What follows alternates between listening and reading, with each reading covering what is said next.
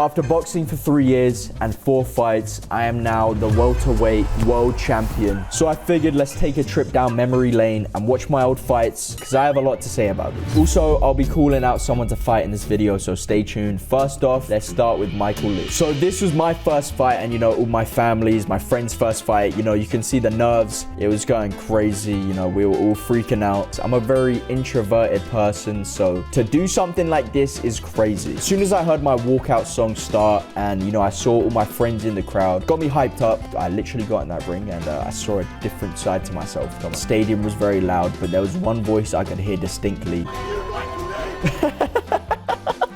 Watching back is so funny. The memes and stuff that came from this. Oh, that's so good. But off the bat, first round, Michael Lee comes out swinging. He's throwing punches. He's landing some shots on me. But what happened was when he hit me, it kind of gave me more adrenaline. But you can see, look, I'm landing some nice shots. I did like a triple right hand. Never seen before. Yeah, this was the third punch, bro. I'm telling you, I've never felt a feeling like that. Honestly, one of the best days of my life. Everyone getting hyped up is so sick. Got back in the corner. Otis, who is my coach to this day, gave me a little pep talk in the corner, got up, told me I was a champ.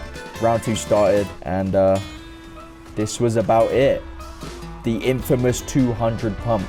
Such a sick debut fight. So my next fight was against Tom Zanetti. A lot had happened between the time of Michael Lee and Tom Zanetti. I took a break, took some time off just to enjoy life, gained a lot of weight, kind of got fat, but then I started training again, got back in shape, and this was my return fight. And I gotta say, I was worried for this fight. In my first fight, I wore 16-ounce gloves. This fight was in 10-ounce gloves. I was worried what it was gonna feel like if I could take this punch, especially against this guy. Tom Zanetti, he's a strong man. He's like 30 years old. So he's got that like old man strength.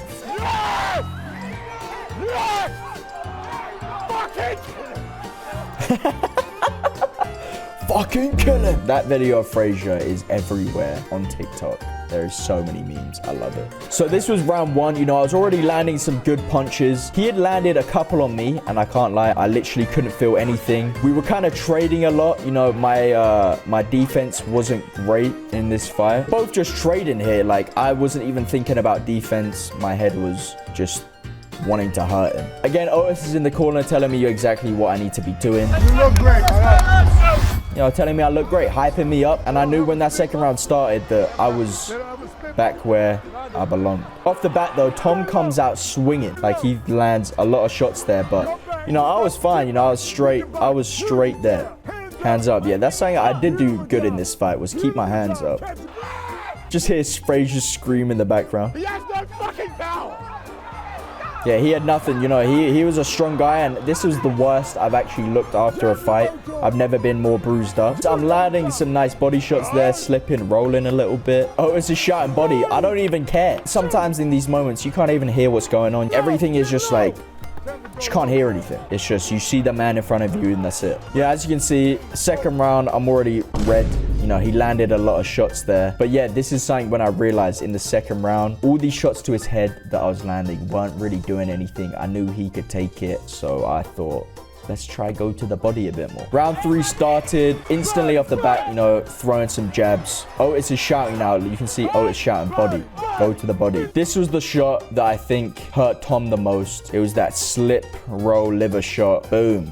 Right there. You can see he takes a deep breath in after that. Steps backwards. I'm still trying to stay in there. This is the longest fight I've ever had. My first fight only went like a round, 2-minute rounds. This was, a proper professional fight. I'm tired. I'm just trying to think, I can't give up now. I gotta keep going. I gotta keep throwing. I just gotta keep coming forward. That's it. And then right here, I was confused at first. I was like, wait, he's saying nah, no more. What does that mean? I go in the corner, they throw in the towel, and that is our second dubski. That was one of my favorite fights though. Tom is a savage. He came in on that fight with some problems himself, and he didn't back out. He stayed in there, and big respect to Tom. I'm sure all of you guys have seen this, but this was the fight against Gib. This was my third fight, and the outcome was not what I wanted, of course. This was just a couple months after my first fight, in the pre-room, locker room. The nerves were there, of course. I was scared. I kind of felt the same as every other time before. So when I got in there, I stared in Gib's eyes. I knew I was ready. I knew I could beat him. I came out, landed some nice, 1-2 check hook straight there. This first round was nice. I landed some good shots, but then he also came back. Second round, the same kind of thing, the 1-1-2, landed some nice shots again. And, you know, in these first 2 rounds, I was like, oh, if I can just keep this up, I'll be good. I can win this fight. Landing a hook there, you know, I felt really good. But this is when everything kind of turned. I sat down on the stool after the second round, and I don't know what it was, but something went over me, and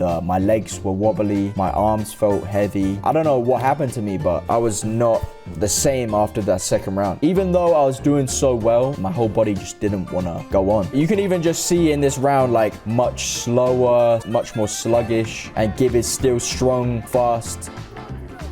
30 seconds, whenever you hear that, that's when you should really be picking up the pace, you know, trying to win the round. You know, you want to steal the round at the end, but my body just couldn't do anything. Fourth round started, and, you know, off the bat, you know, my whole body was just not there. My mind was thinking, like, you know, I can win this fight. I need to win, but my body just wasn't with me. That was a sneaky little uppercut.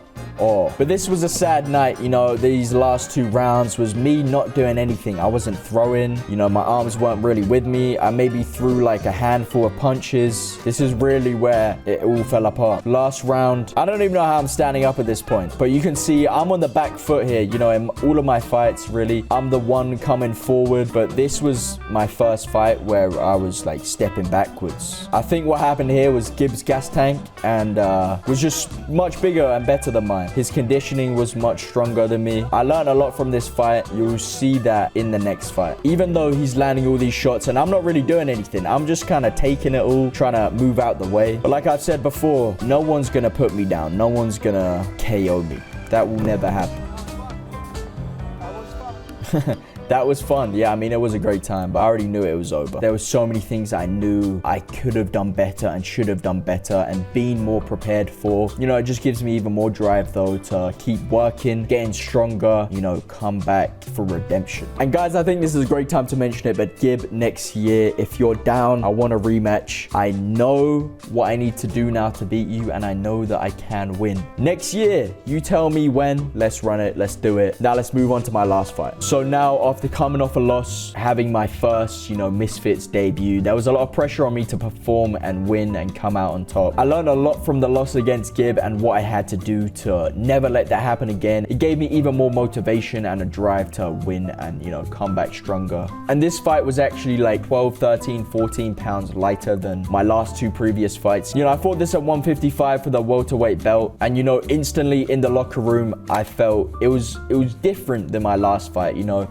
against Gib, I was more nervous, more scared, but this fight, I just felt so prepared. Still nerves there, of course, but just way more relaxed and ready to go. You know, B-Dave comes out swinging, but, you know, it didn't faze me. I took all the punches, then I came back with a hook, put him down, and off the bat, I was like, no way, I put him down already? This is crazy. But, you know, I didn't let that get to me. I kind of stayed calm. You know, in this fight compared to my others, my defense, of course, you know, it got better. I would say it definitely got better than my last couple fights. But what was the biggest difference in this fight was my work rate and my combinations. You know, I was throwing a lot more hooks, more body work, more uppercuts. I never throw uppercuts, and I was throwing them. And I was constantly throwing punches, you know, throughout the 5 rounds. I didn't stop throwing punches. I didn't feel tired. And that was because I was way more prepared for this fight than in the Gib fight. You know, I thought I had done enough in the Gib fight, but it wasn't. In my previous fights, I just kind of load up on my shots, just throw all power. But in this fight, I was more technical, you know, throwing a combination of power, combination of just like touching. He lands a nice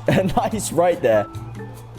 Ooh. I even did a little showboating after that. You know, I felt real nice. Ooh. Off the ropes too. As the rounds went on, you know, I was getting tired, but I was telling to myself, you know, you're not tired, you're strong, you're gonna keep going, don't stop. As the fights went on, we've learned, you know, each fight. Otis, I can't always hear him, so now we have Frazier in the corner shouting for Otis. Otis tells Frazier what to say, Frazier shouts, because wherever you are, you're hearing Frazier's voice. But look, I'm even just keeping my jab out, just like measuring up, ranging him out. B-Dave had his moments in this fight. This was a great fight, and it was a great comeback fight for me. Perfect debut as well for Misfits, and I came out on top, now the welterweight world champion. But that's not the end. We've got a long way to go, a lot more fights, and 2024 is going to be a crazy year. Also, guys, I'm streaming multiple times a week playing Fortnite. Keep an eye out.